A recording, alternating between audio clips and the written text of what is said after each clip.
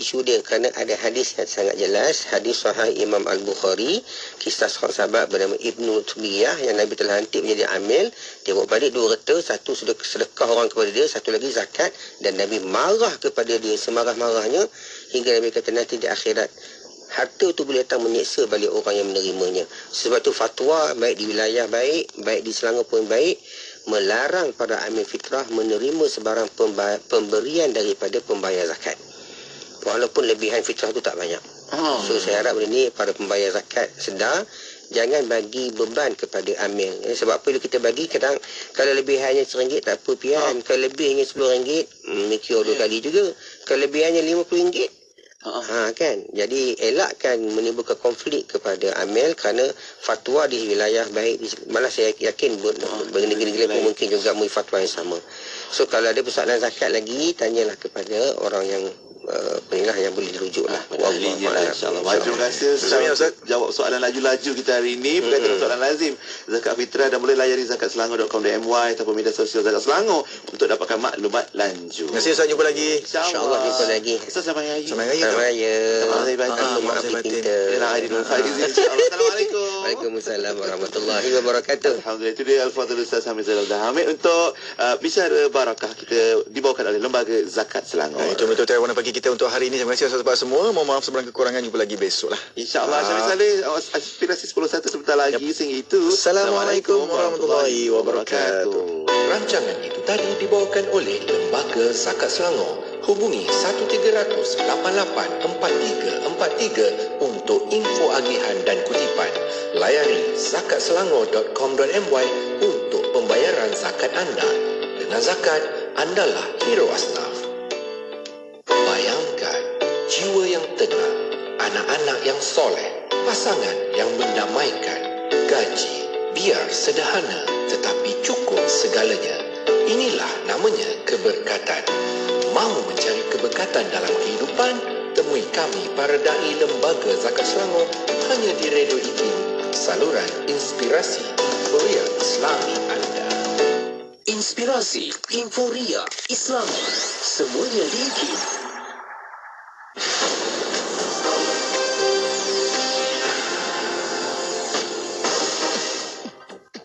Bismillahirrahmanirrahim. Assalamualaikum warahmatullahi wabarakatuh dan salam sejahtera.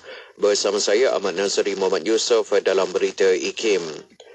Majlis Agama Islam Selangor MAIS menyatakan komitmen untuk terus memperkasakan institusi tahfiz dalam memastikan lebih 400 buah institusi tersebut di negeri Selangor memenuhi syarat proses pemutihan.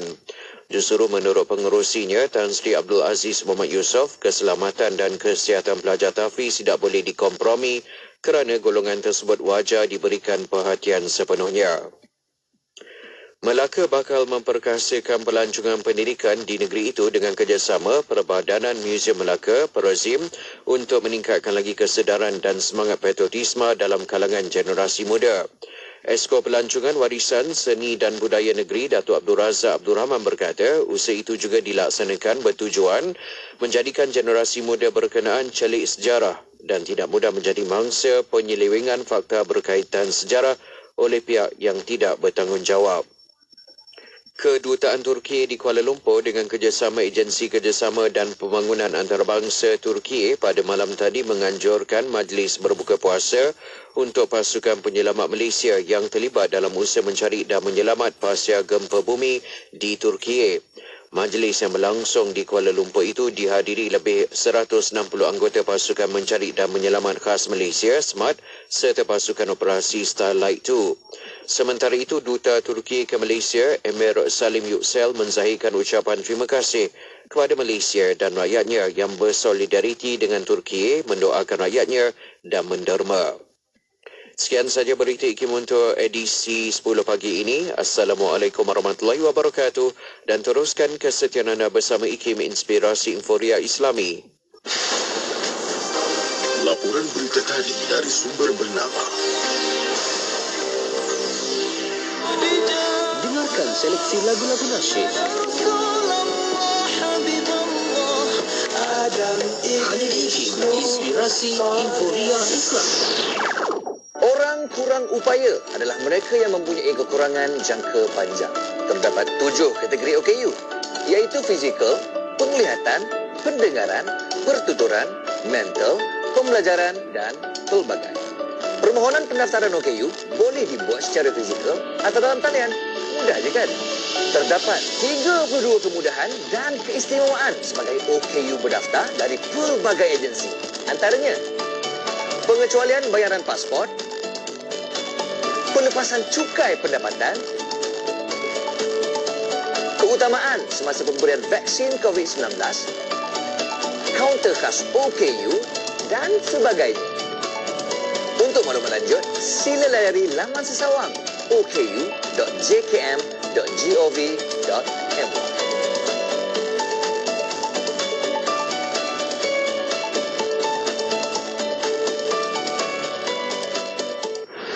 Kapsul Masa.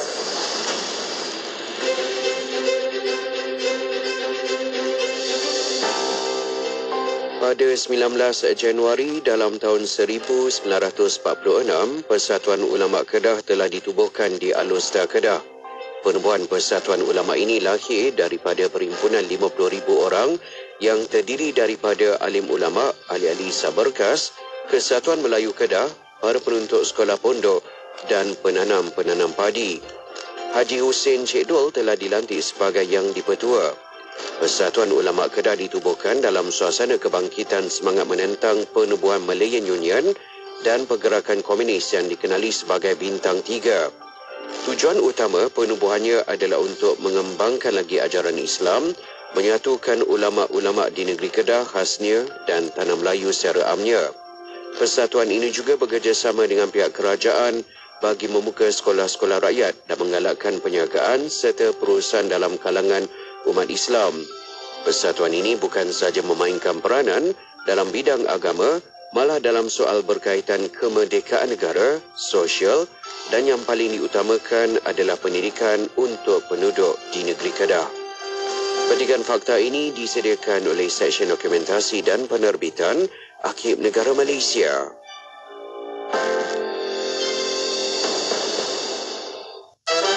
Kapsul elak pembaziran makanan ini dibawakan kepada anda oleh KDEB Waste Management.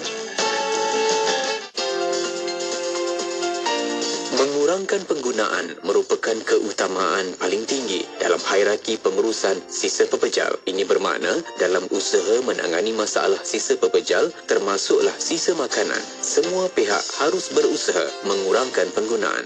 Bagi mengurangkan penggunaan, kefahaman tentang kehendak manusia adalah penting. Kehendak manusia terbahagi kepada 3, iaitu keperluan, keselesaan dan kemewahan.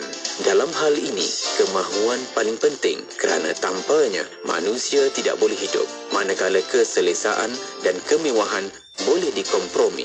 Oleh itu, dalam usaha menangani masalah pembaziran makanan dan peningkatan sisa makanan, berilah keutamaan kepada keperluan. Bersederhanalah dalam mencapai keselesaan dan berpada-padalah dalam memenuhi kemewahan hidup. Ingatlah bahawa Allah Subhanahu Wa Taala memerintahkan kita bersederhana dalam membelanjakan harta seperti mana yang disebut dalam ayat ke-67 dalam surah Al-Furqan. Kapsul elak pembaziran makanan itu tadi dibawakan kepada anda oleh KDEB Waste Management. Alhamdulillah, kenyangnya mak. Tapi banyak makanan ni. Buang je lah kan? Lain kali membeli biar berpada-pada. Membazir ni. Baiklah mak. Dah, tolong mak kemas dan buang sisa-sisa makanan ni. Kalau boleh, kena asingkan plastik dan kertas sebelum buang ke dalam tong sampah. Oh iyalah, dengan cara ni kan memudahkan kerja-kerja pengutipan sampah oleh KDEB Waste Management kan? Ya, kita juga dapat menjaga alam sekitar daripada tercemar. KDEB Waste Management mengucapkan selamat berpuasa dan elakkan pembaziran makanan di bulan Ramadan ini. Johor Bahru 106.2. Selami ilmu untuk kehidupan kita seharian bersama Syafiq Saleh di Aspirasi 10.1. IKIM, Inspirasi Euforia Islami. Radio IKIM Inspirasi Inforia Islami. Assalamualaikum warahmatullahi wabarakatuh. Selamat pagi. Saya Syafiq buka tirai bagi pertemuan Aspirasi 10.1 edisi hari ini, hari Selasa, 18 April 2023 bersamaan 27 Ramadan 1444 Hijriah. Alhamdulillah, saya doakan semoga anda terus ceria, bahagia, tenang-tenang aja di hari kita melalui hampir ke penghujung Ramadan ini. Masya-Allah, sama-samalah kita peluk Ramadan itu dan hargailah masa yang ada ini untuk kita isikan dengan ibadah kita yang paling terbaik, sebab kita tak tahu kan sama ada dapat bertemu lagi ke tidak dalam Ramadan yang akan datang nanti. Apapun jua, kalau kita nak buat persiapan Syawal, pastikan Ramadan kita tidak disia-siakan dengan begitu sahaja. Okey, itu pesan-pesan dari para asatizah kita. Dan Luke dan juga Pian dah pun temankan anda untuk Warna Pagi IKIM. Kita teruskan lagi untuk siaran berikutnya jam 10.15 pagi ada rancangan syariah dan perundangan. Selepas tu jam 12.15 tengah hari ada rancangan Emas at IKIM. Baik, jom kita nak buka try untuk hiburan yang pertama. Kita ada ramai artis nasyid ni. Lagunya Pertemuan di Hari Mulia. Kekal di IKIM, Inspirasi Inforia Islami.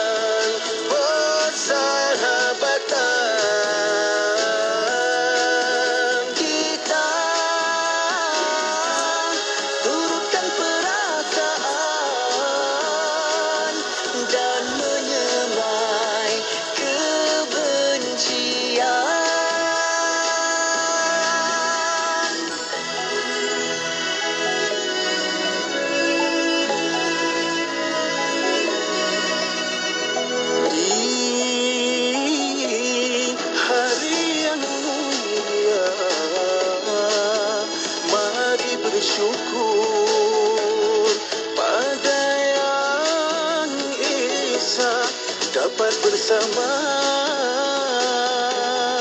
di hari yang indah, hari gembira penuh meriah hari raya.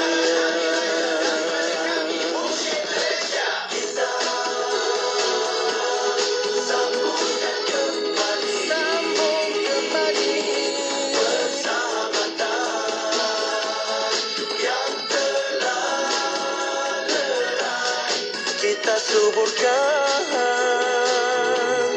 dengan kasih sayang, kembali berbunga persaudaraan. Kini lupakan segala dendam antara kita.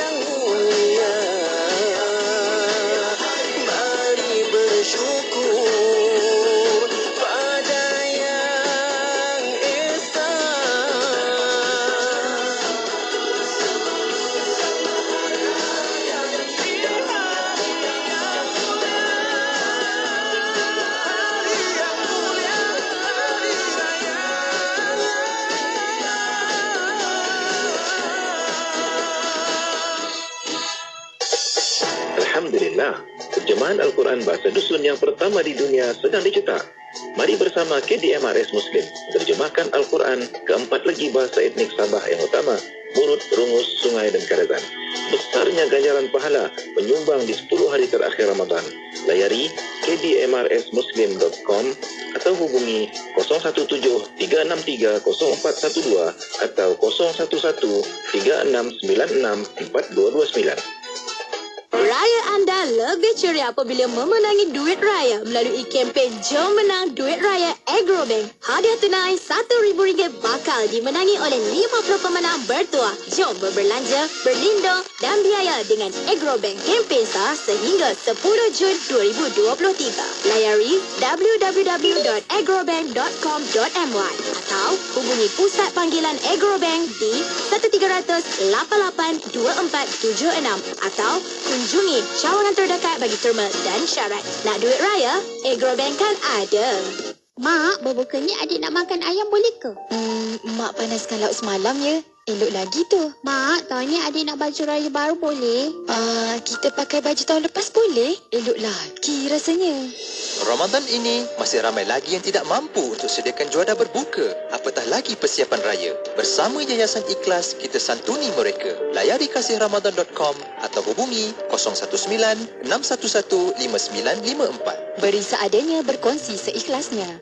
Nikmati hidangan barakah, bersih dan segar daripada DSH Group. Catering terkemuka di Malaysia, berpengalaman dan berkepakaran mensajikan pelbagai masakan lazat. Buffet Ramadan dan tempahan jamuan rumah terbuka di 10 lokasi utama kami di Kelantan, Terengganu, Pahang, Kuala Lumpur, Selangor, Perak dan Penang. Tempahan sekarang di talian 012-279-7367 atau layari Facebook dan TikTok DSH Group. Layanan 5 bintang dan harga menjimatkan. Pastinya anda terkesima dan berpuas hati. Jom ke sini hari ini. Rawatan Nyampai berkaliber, pengisian bermutu, inspirasi, euforia Islami, semuanya diikim. Allahumma salli ala Sayyidina Muhammad wa ala alihi wa sahbihi wa barik wa sallim. Assalamualaikum warahmatullahi wabarakatuh. Selamat pagi kepada anda. Kembali bersama saya Syafiq untuk pertemuan di Aspirasi 10.1. Dan sekarang kita nak sama-sama ikuti lagi rancangan syariah dan perundangan. Itu jadual kita di setiap hari Selasa pagi. Dan seperti biasa anda boleh sama-sama tonton sekarang di YouTube IKIM Media dan juga di Facebook IKIM FM untuk sama-sama kita highlight lagi perbincangan yang bermanfaat ini, okey? Dan terus kita nak mengalu-alukan tetamu kita pada siaran kali ini.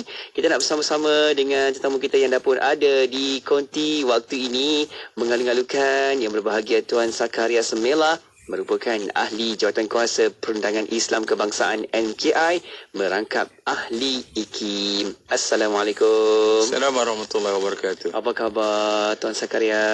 Alhamdulillah sihat. Syukur, Masya Allah. Syukur kita berada di Malaysia sihat dan aman. Betul kan, tenang dan aman, bahagia kan.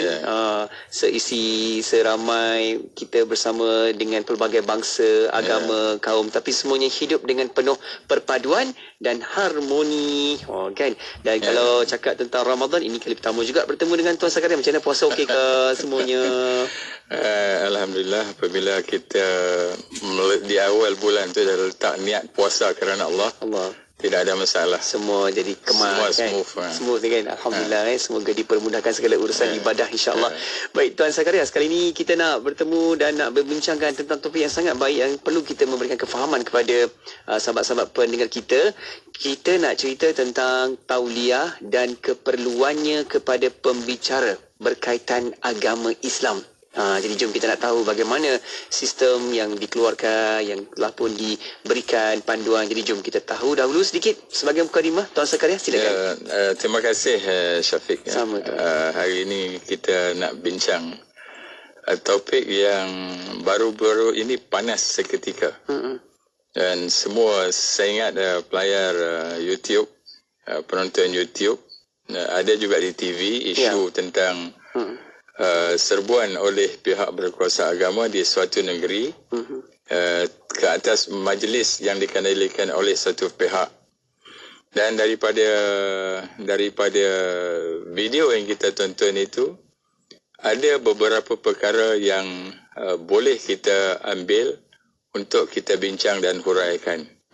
Belajar sesuatu kan. Di antara apa yang kita tonton dalam video tersebut, apabila penguatkuasa datang, ada respon daripada pihak berkenaan di situ mengatakan datang untuk tujuan apa kesalahan kami. Kami mengadakan program ini di tempat persendirian. Ya. Mana bukan di open space. Di tempat persendirian. Okey, ini satu isu yang menarik yang tak ramai daripada masyarakat kita yang faham. Dan ada ketika kita terkeliru antara permit polis dengan keperluan tauliah dalam pengajaran mengenai Islam. Okey, tajuk hari ini memang menyentuh perkara itu dan saya akan uraikan berdasarkan undang-undang yang ada di negara kita.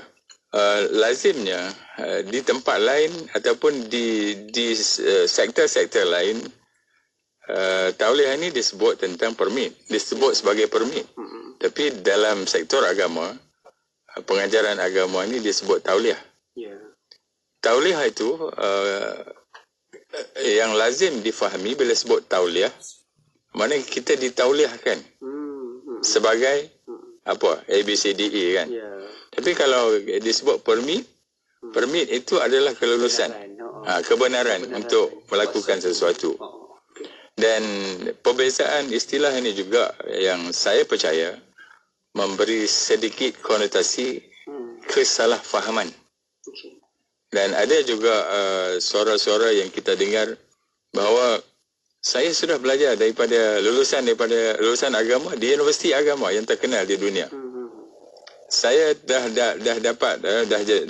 graduate bachelor in syariah atau in usuluddin ke whatever.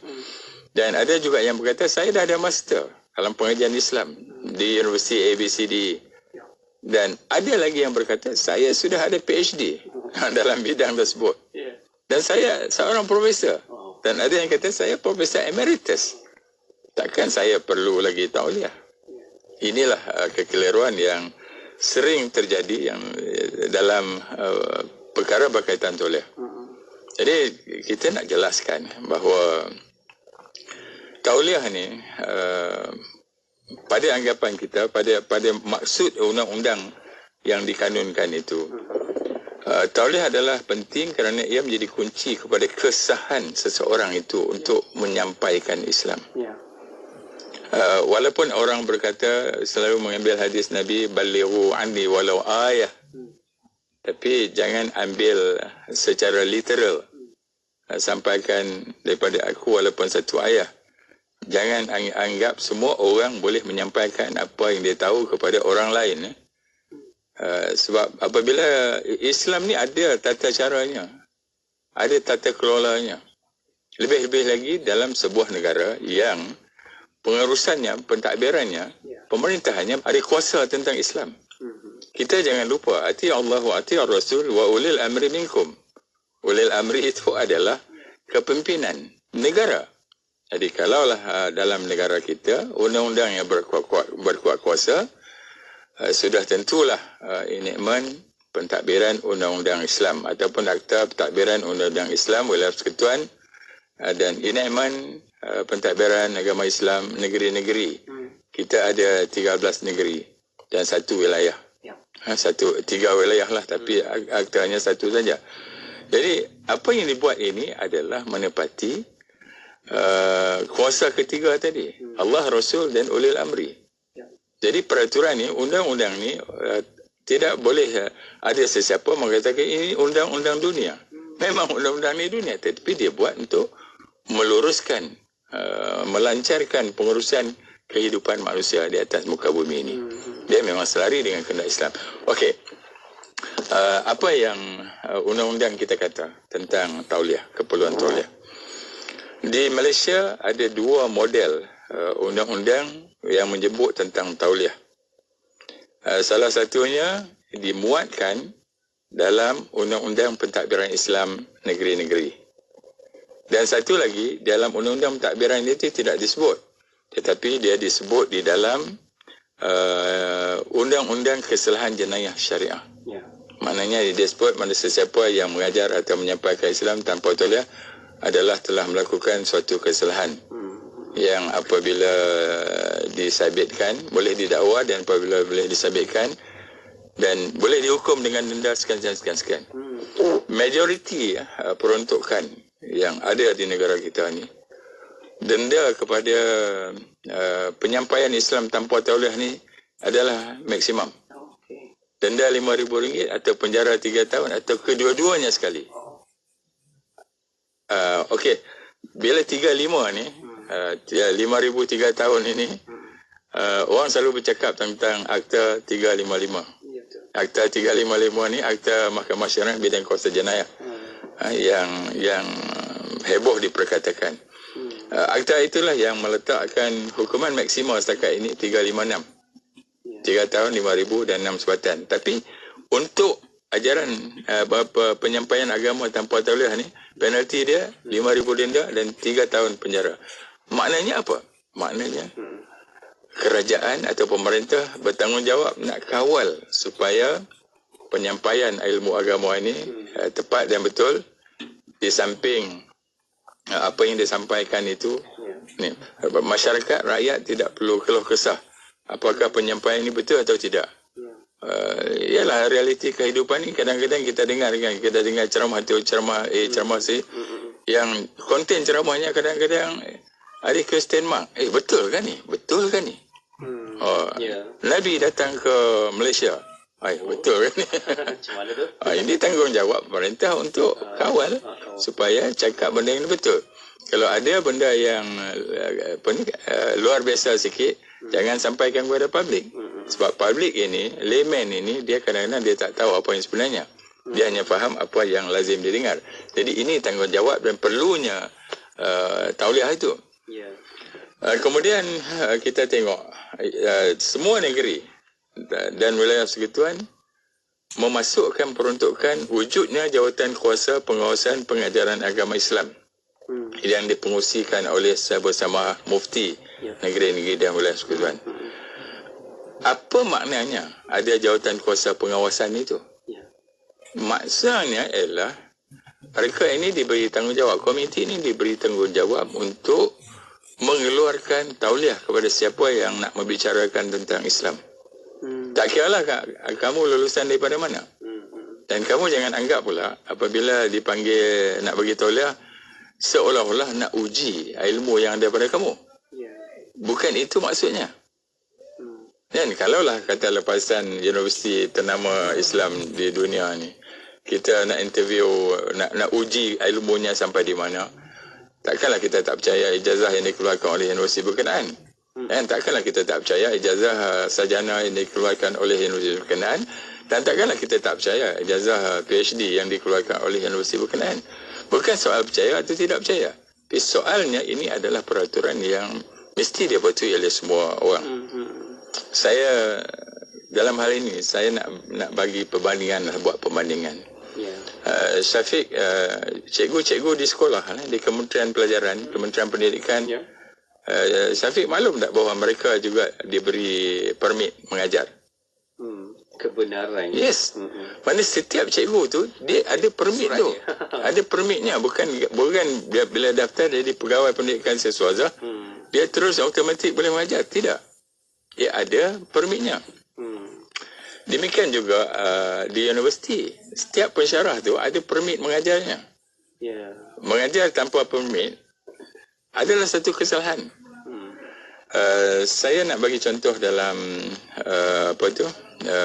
di IPTS, Institut Perkajian Tinggi Swasta, di bawah Akta 555, Akta 35, Akta IPTS 1996. Seorang di bawah Seksyen 51 ni pengeluaran permit mengajar. Seseorang adalah mendapatkan permit mengajar yang dikeluarkan oleh ketua pendaftar sebelum dia boleh membenarkan mengajar di mana-mana institusi pendidikan tinggi swasta.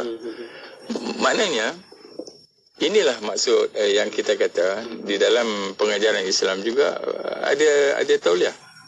Tauliah itu adalah permit. Maknanya ada tauliah dia boleh mengajar. Tanpa ada tauliah dia tidak boleh. Jadi ini perlu difahami oleh semua pihak bahawa janganlah mengatakan tauliah itu menyusahkan. Janganlah mengatakan tauliah itu dibuat atau diperkenalkan untuk tujuan-tujuan tertentu. Tidak. Dia untuk menjadikan nak menjaga reputasi penyampai agama itu sendiri. Supaya orang tak confuse. CA ni betul ke tidak? CB ni betul tak? Tapi bila dia tauliah, alhamdulillah selesai masalah.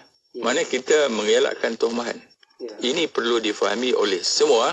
Sebelum saya nak pergi detail tentang peruntukan undang-undang berhubung dengan keperluan tauliah. Okey, insyaAllah kita akan faham betul-betul kan bagaimana perhubungan ini dan undang-undang apa yang terlibat, dan kita tahu bagaimana pelaksanaan ini diberikan pendedahannya dan juga garis panduannya ada di situ. InsyaAllah seketika lagi Tuan Zakaria akan maklumkan kepada kita. Okey, kita nak berehat seketika bahawa anda jangan ke mana-mana, teruskan kekal bersama IKIM, Inspirasi Inforia Islami. Ramai pengguna-pengguna tak tahu apakah elektromagnetik yang harus pada kenderaan kita ketika kita menambahkan minyak di petrol station. So bila kita buka tap, pasang, masukkan nozzle, memang kita beli tadi RM50 minyak. So kita taruh, habis. Setitik minyak yang terakhir itu pun jangan diketuk. Kalau nak sangat, gantung aja biar dia jatuh sendiri. Jika diketuk, dia mengatakan spark kepada tangki itu tadi tergantung dengan nozzle.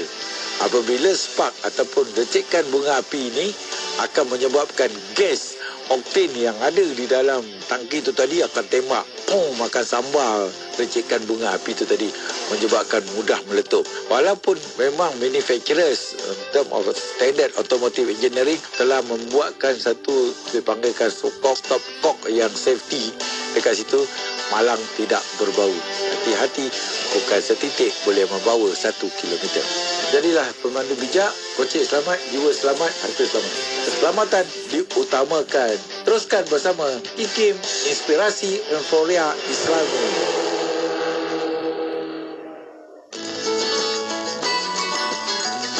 Di dalam Islam disebutkan suatu kaedah lil wasaili hukmul maqasid. Hukum pada sesuatu cara ataupun gaya mengikut apa hukum tujuannya. Kerana itu Allah Azza wa Jalla menyuruh kita untuk mencari rezeki yang halal. Demikian hadis baginda Rasulullah sallallahu alaihi wasallam menyebutkan perkara yang sama, iaitu mencari yang halal adalah suatu kewajipan. Bagaimana sesuatu yang halal itu, rezeki yang halal itu digapai, diperolehi kalau tidak dengan bekerja? Maka kerja itu juga adalah suatu yang baik dan mendapat pahala di sisi Allah Subhanahu wa ta'ala, asalkan pekerjaan itu adalah suatu pekerjaan yang halal dan pekerjaan yang mendapat keridaan Allah Subhanahu wa ta'ala, tidak melakukan sesuatu yang haram ketika melakukan pekerjaan itu. Satu ummah, kalau dalam bahasa sekarang, satu bangsa lah. Betul. Is a nation. Berbicara bersama ahli panel yang mempunyai pengetahuan dalam bidang perundangan Islam di Malaysia. Tujuan kerajaan dalam Islam ialah untuk menegakkan turut membincangkan pemerhatian dan kajian berhubung undang-undang yang dilaksanakan. Dan sekretariat itu setelah tertubuhnya JAKIM, JAKIM lah yang ini boleh buat, menahan lidah, menahan tangan daripada mengeluarkan fitnah dalam dan luar negara untuk dijadikan panduan kefahaman bersama. Ikuti rancangan Syariah dan Perundangan Selasa jam 10.15 pagi. Pastinya di IKIM, Inspirasi Inforia Islami. Pastinya di IKIM, Inspirasi Inforia Islami. Syukur, Alhamdulillah masih lagi bersama-sama dalam pertemuan di rancangan Syariah dan Perundangan. Kita ada tetamu di konti waktu ini, iaitu Tuan Zakaria Semela, merupakan ahli Jawatankuasa Perundangan Islam Kebangsaan MKI, juga merangkap sebagai ahli Institut Kefahaman Islam Malaysia IKIM. Okey, kita bincang dalam tajuk yang nak memberikan kefahaman kepada kita, iaitu tauliah dan keperluannya kepada pembicara berkaitan agama Islam. Baik, Tuan Zakaria, kita nak teruskan lagi untuk kefahaman kita bagaimana isu ini dilaksanakan dan juga bagaimana isu ini perlu masyarakat faham dan tahu apa enigma yang terlibat. Silakan. Ya, baik. Tadi kita dah cerita tentang keperluannya. Sekarang saya nak mengajak pendengar Radio Hakim dan penonton atau pelayar di FB dan YouTube Panim Hakim. Bagaimana undang-undang menyebut tentang tauliah ini? Saya nak mulakan dengan membaca atau memetik yang Mentadbiran Agama Islam Perlis tahun 2006. Para pendengar kita, para penonton kita di Perlis, sila ambil perhatian. Jangan keliru lagi ya. Okey, Section 119, Section 119. Dia punya tajuk dia, nota bingkai dia adalah kesalahan mengajar agama Islam atau perkara-perkara tentang agama Islam tanpa tauliah. Mengajar ni termasuklah menyampaikan atau membicarakan. Subsection 1, Section 1191. Mana-mana orang yang mengajar agama Islam atau perkara-perkara tentang agama Islam tanpa tauliah yang diberikan di bawah Section 118 adalah melakukan suatu kesalahan, dan apabila disabitkan boleh didenda tidak melebihi RM5,000 atau dipenjarakan selama tempoh tidak melebihi 3 tahun atau kedua-duanya sekali. Jelas kan? Menyampaikan perkara-perkara tentang agama Islam tak ada tauliah adalah suatu kesalahan dan hukumannya denda RM5,000 atau penjara 3 tahun atau kedua-duanya sekali. Pihak majlis agama ataupun boleh mengecualikan sesiapa, mana-mana orang atau golongan yang dikecualikan oleh majlis di bawah Section 121 atau mana-mana orang yang mengajar agama Islam atau perkara yang tentang agama Islam di dalam kediamannya sendiri kepada anggota keluarganya. Jadi ada dua kumpulan yang dikecualikan daripada ada tauliah. Satu, bapa membicarakan Islam, mengajar Islam kepada anak-anaknya, isterinya, cucunya di rumahnya. Bukan di kedai, bukan di dewan, bukan di dewan ramai, bukan di masjid. Itu boleh. Kemudian satu lagi exceptional ni adalah kepada mereka yang telah maklum. Tapi mereka yang telah dimaklumi ni pun dia tidak boleh dapat kuasa secara automatik. Dia mesti ada permohonan dan boleh diberi pengecualian. Tanpa ada pengecualian oleh pihak berkuasa agama, dia tetap tertakluk kepada penyampaian agama, tidak ada tauliah. Ini yang saya membaca dan saya melihat YouTube, ada orang macam salah faham. Dan ada orang mengatakan, saya tidak dijemput untuk memohon tauliah. Ini perkara undang-undang, dia tidak ada jemputan. Dia kena faham, undang-undang ni dia semua orang sama level. Kan, kalau peraturan berkata begitu, kalau kaedah menyebut begitu, kamu buat tanpa ada itu, kamu adalah bersalah. Kamu tak boleh jawab, saya tak tahu. Ignorant itu tidak diterima. Saya tak tahu. Takkanlah saya selalu cakap, tak ada orang panggil saya. Betul lah. Itu bukan jawapan dan itu bukan dalihan. Mana kita faham undang-undang ni. Okey, dia sebut tadi, Section 188 yang dikeluarkan di bawah Section 188 bagi undang-undang Perlis ini. Siapa? Majlis hendaklah melantik satu jawatankuasa bernama Jawatankuasa Pengawasan Pengajaran Agama Islam yang hendaklah terdiri daripada mufti sebagai pengurusi dan tidak kurang daripada 3 orang lain atau tidak lebih daripada 7 daripada jawatankuasa komiti untuk meluluskan tauliah itu.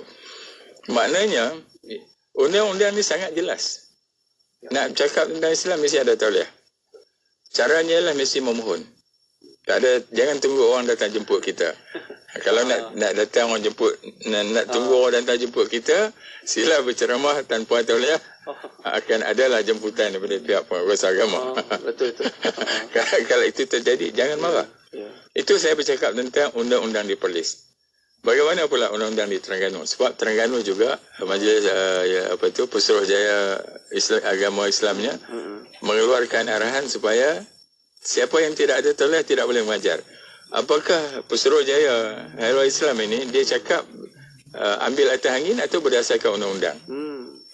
Section 103 Enakmen Mentadbiran Hairul Agama Islam Terengganu 2001 menyebut bahawa mana-mana orang yang mengajar agama Islam atau perkara-perkara tentang agama Islam tanpa tauliah adalah melakukan satu kesalahan dan apabila disabitkan boleh didenda tidak melebihi RM5,000 atau penjara tidak melebihi 3 tahun atau kedua-duanya sekali. Sama tak? Penaltinya sama. Wordingnya pun sama. Ini nak ceritakan apabila Pesuruhjaya Agama Terengganu mengeluarkan arahan, dia merujuk kepada undang-undang ini. Ya. Undang-undang ini datang daripada mana? Kenapa seragam?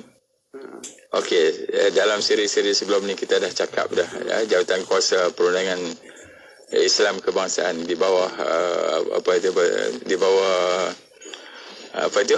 Negeri. Bukan yang di Indo ni, MKI. Majlis Kebangsaan Bagi Hal Islam Malaysia. Maknanya persetujuan di peringkat itu dah ada. Di peringkat MKI, bila peringkat MKI dia naik kepada Majlis Raja-Raja. Raja-Raja sebagai ketua agama bagi negeri. Mereka telah bersetuju buat undang-undang itu. Jangan ada orang kata saya tak tahu undang-undang. Kena baca. Siapa yang berada di bidang berkenaan kena baca. Kena tahu, kena ambil tahu. Maknanya Pesuruhjaya Agama Terengganu dan penguatkuasa agama di Perlis melakukan tindakan yang betul dan tepat berdasarkan undang-undang yang ada. Itu di dua negeri. Di Kelantan, Enakmen Majlis Agama Islam dan Adat Istiadat Melayu Kelantan 1994. Sama juga di bawah Seksyen 91 menyebut kecuali mengajar membaca Al-Quran, tiada sesiapa pun boleh mengajar atau memberi penerangan mengenai ajaran Islam kepada orang lain dari rumahnya sendiri tanpa tauliah daripada ke bawah duli Yang Maha Mulia As-Sultan. Jelas, jelas, sangat jelas. Seseorang yang diberi tauliah mengajar atau memberi penerangan agama Islam adalah patuh dengan apa-apa syarat dan arahan Majlis Agama Islam berhubung dengan perkara itu, dan majlis boleh pada bila-bila masa menggantung, menarik atau membatalkan tauliahnya. Ini kena faham. Jangan pula ada orang berkata, saya dah dapat tauliah. Sedangkan tauliah itu ditarik balik. Mana pihak berkuasa agama, majlis agama ada kuasa untuk menarik balik tauliah atau membatalkan tauliah yang diberikan kepada seseorang. Ya. Kerana dalam pemberian tauliah itu, dia ada do and don't-nya. Ada syarat-syaratnya. Sebarang pelanggaran akan menyebabkan tauliah ditarik balik. Dan ada peruntukan di sebuah negeri tidak menyerahkan kembali tauliah yang ditarik balik itu merupakan suatu kesalahan. Okey. Ini benda yang pada saya cukup jelas. Okey, itu di bawah undang-undang pentadbiran agama Islam. Kemudian macam di awal saya sebut tadi ada dua dimensi. Satu dia letakkan di bawah undang-undang pentadbiran agama Islam dan satu lagi dia letak di bawah undang-undang kesalahan.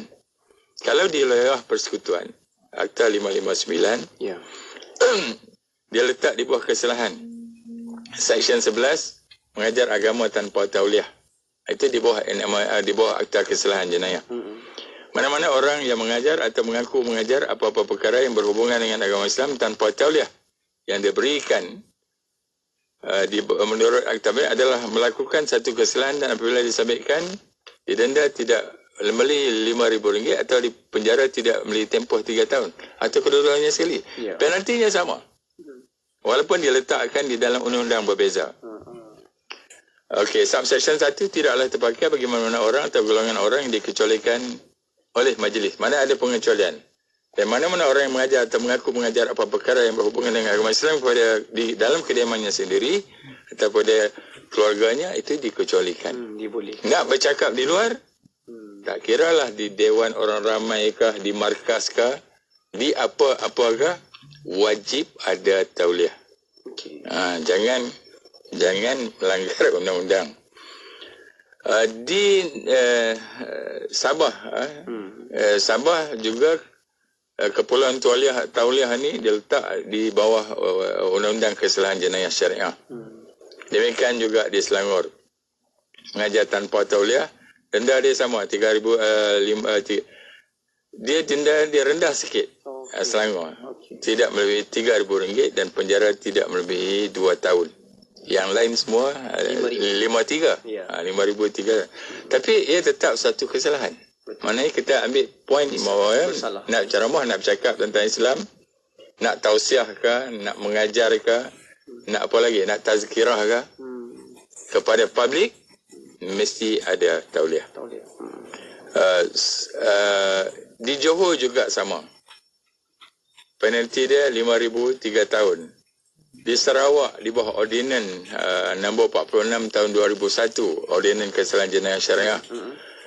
Dia punya penalti sama juga, RM5,000 atau 3 tahun penjara atau kedua-duanya sekali, dan ada exceptional. Ini yang kita kata. Saya tak perlu baca semua. Tidak perlu baca 13 enakman negeri dan akta. Tapi saya nak simpulkan bahawa keperluan kepada tauliah dinyatakan dengan jelas, dan melakukan ceramah atau melakukan penyampaian Islam mengenai Islam kepada publik tanpa tauliah adalah suatu kesalahan. Itu kita simpulkan, dan semua pendengar, semua penyiar, pelayar mesti faham. Kan, Masya Allah, contoh yang diberikan oleh Tuan Zakaria seperti tadi, bagaimana negeri-negeri yang terlibat dalam pelaksanaan undang-undang ini, dan kita kena faham apa penyediaan daripada kalau kita ada nak buat sesuatu pengisian di tempat-tempat tertentu kan. Dan ini sebenarnya untuk menjaga dia punya keadaan dan juga situasi apabila kita mengajar lebih-lebih lagi dalam agama Islam kan. Kita perlu tahu. Baik, kita nak berehat seketika, kembali selepas ni kita nak tahu lagi bagaimana pula dalam proses apabila nak buat ambil tauliahnya kan, siapa yang menentukan keadaan ataupun kelulusan tauliah tersebut. Baik, kita nak berehat seketika, dan untuk anda jangan ke mana-mana, kekal bersama IKIM, Inspirasi Inforia Islami. Al-Imam An-Nawawi rahimahullah. Beliau ialah Muhyiddin Abu Zakaria Yahya ibn Shirf An-Nawawi. Beliau lahir di Damsyik, Syam pada bulan Muharram tahun 631 Hijriyah. Sebagaimana imam-imam yang lain, Imam Nawawi menghafaz Al-Quran sejak kecil.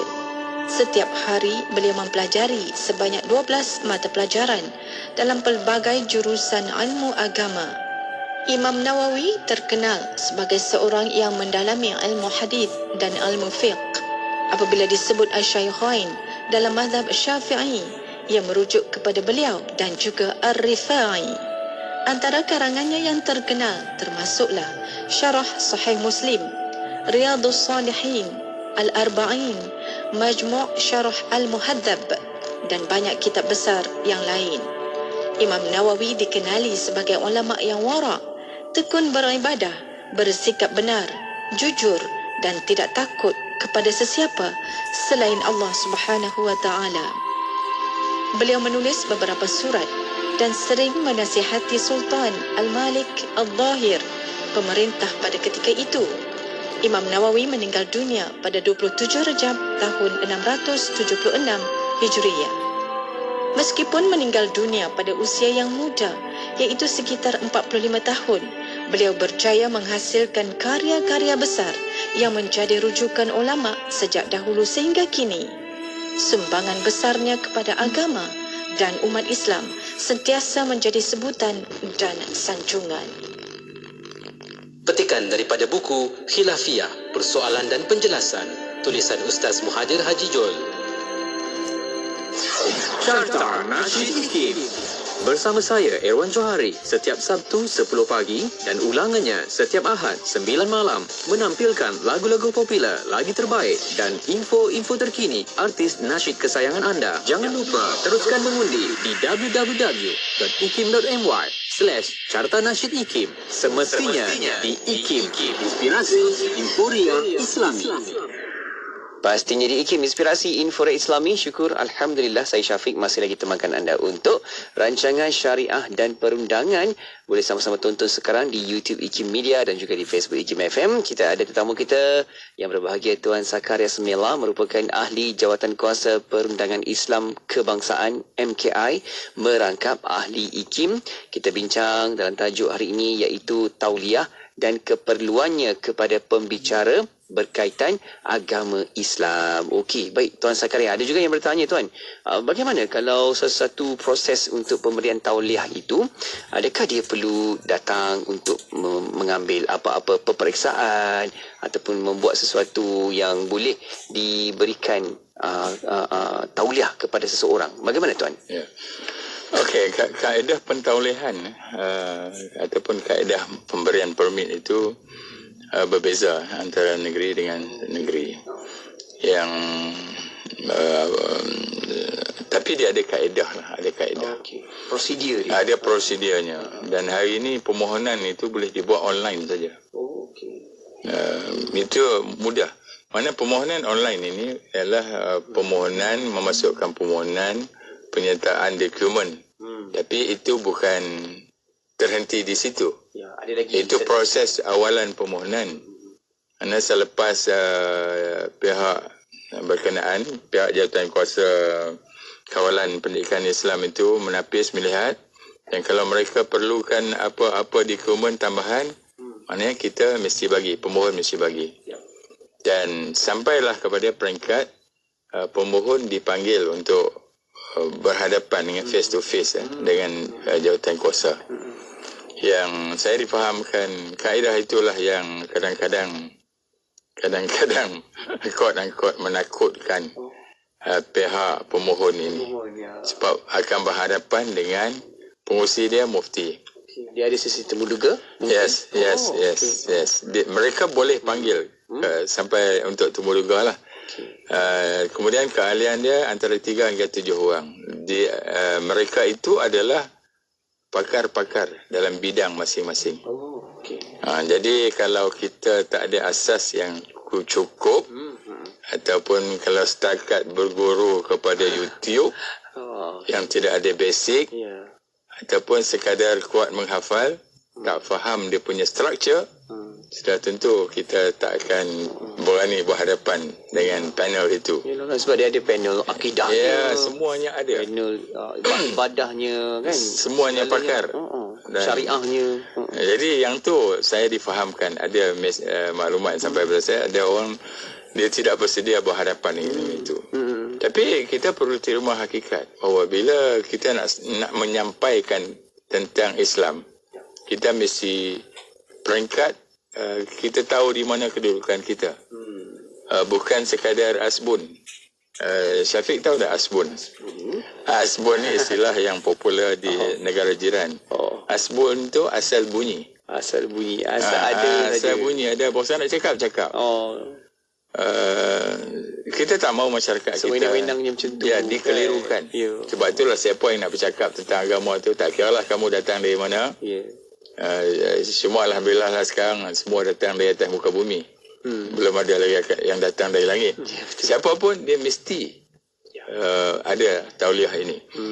Saya orang bertanya, kenapa kita tak bolehkah tauliah ini atau permit ini dibuat standardized. 13 negeri dan satu wilayah ini. Kalau dapat satu, boleh pakai semua. Okey, setakat ini belum ada. Mana negeri-negeri terikat dengan undang-undang mereka sendiri. Sebab mereka keluarkan itu, keperluan kewajipan tauliah itu berdasarkan undang-undang. Dan undang-undang mengatakan tauliah negeri hanya terpakai di negeri itu saja. Mana setakat ini belum ada keboleh gunaan satu negeri ke satu negeri. Dia mesti pergi ke satu negeri. Tapi boleh atau tidak masa akan datang kita standardize? Saya kata boleh. Boleh itu berdasarkan kita sudah ada platform di MKI, Majlis Kebangsaan Ehwal Islam. Dan tujuan MKI itu diwujudkan untuk mengadakan penyelarasan pendidikan Islam, pengurusan Ehwal Islam dan undang-undang Islam. Mana satu masa nanti apabila ketetapan itu telah ada, persetujuan itu telah ada, saya mengharapkan supaya tauliah yang dikeluarkan itu boleh digunakan pakai di seluruh negara. Kita doakan, tapi waktu ini belum ada. Okey, Fik, saya bila bercakap tentang tauliah ni, macam di awal tadi saya kata, saya lebih suka kalau ini disebut sebagai permit. Untuk kita standardizekan dengan permit mengajar bagi guru-guru di bawah Kementerian Pendidikan Malaysia. Dan juga permit mengajar untuk para pensyarah di universiti awam atau swasta. Dan saya sekali lagi nak quote, kalaulah boleh mana-mana pihak di negeri yang berkaitan, cuba lihat Seksyen 51(1) ataupun Seksyen 51 Akta Institut Pengajian Tinggi Swasta 1996 ataupun Akta 555, Akta 35. Dia kata seorang sub 1, Seksyen 51 menyebut seseorang adalah mendapatkan permit mengajar yang dikeluarkan oleh ketua pendaftar sebelum dia boleh dibenarkan mengajar dalam mana-mana institusi pendidikan tinggi swasta. Permohonan permit mengajar di bawah akta ini adalah dibuat kepada ketua pendaftar dalam borang yang ditetapkan dan mengikut cara yang ditetapkan dan selepas bayar fee yang ditetapkan. Dia mesti isi borang, ikut prosedurnya dan ada fee. Kenapa ada fee? Ini ada maknanya.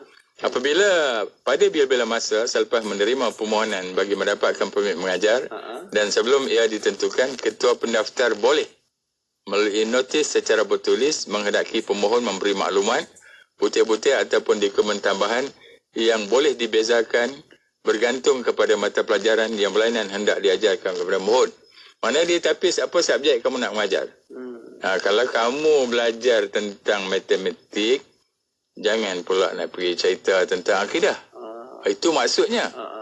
Kan? Ini haru biru dunia kita. Bukan bermakna kata orang belajar matematik tu dia tak faham agama. Mana dia kena belajar agama juga. Belajar agama tak bolehlah baca seorang-seorang. Mereka kaedah pembelajaran ada. Kan? Kemudian ketua pendaftar boleh selepas melakukan apa-apa penyiasatan yang difikirkannya perlu mengenai permohonan bagi mendapat permit mengajar, mengeluarkan permit mengajar dalam bentuk yang ditetapkan. Okey. Sesuatu permit mengajar adalah menyatakan mata pelajaran atau mata pelajaran yang boleh diajar. Ini di KPT.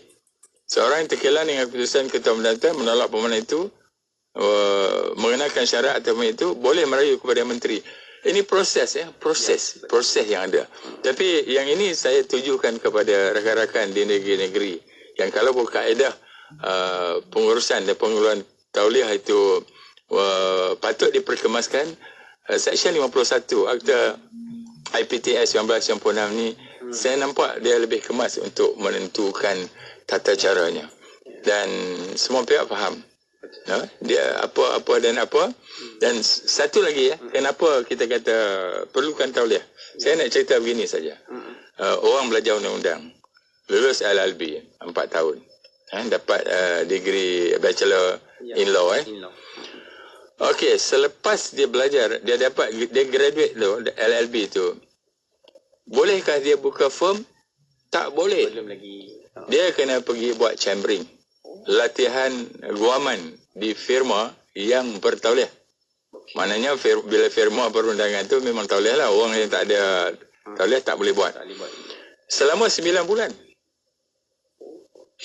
Syaratnya. Barulah dia layak bergelar dan diterima oleh Mahkamah Tinggi Melaya atau Mahkamah Sabah Sarawak, pergi Sabah Sarawak, dan dia panggil call to the bar ni. Jadi baru dia layak menjadi peguam. Berbunyi peguam walaupun LLB dah ada. Tidak lulus chambering, tak apa, chambering tak boleh. Itu bagi LLB dalam negara. Kalau LLB di luar negara, dari UK ke mana-mana sajalah yang ni, bila dia balik Malaysia, dia kena menduduki peperiksaan CLP, Certificate Law Practice, selama 9 bulan. 9 bulan. Lulus baru boleh diterima apabila dia dah diterima oleh Mahkamah Tinggi, Mahkamah Besar Malaya bagi Semenanjung dan Mahkamah Sabah Sarawak. Baru dia layak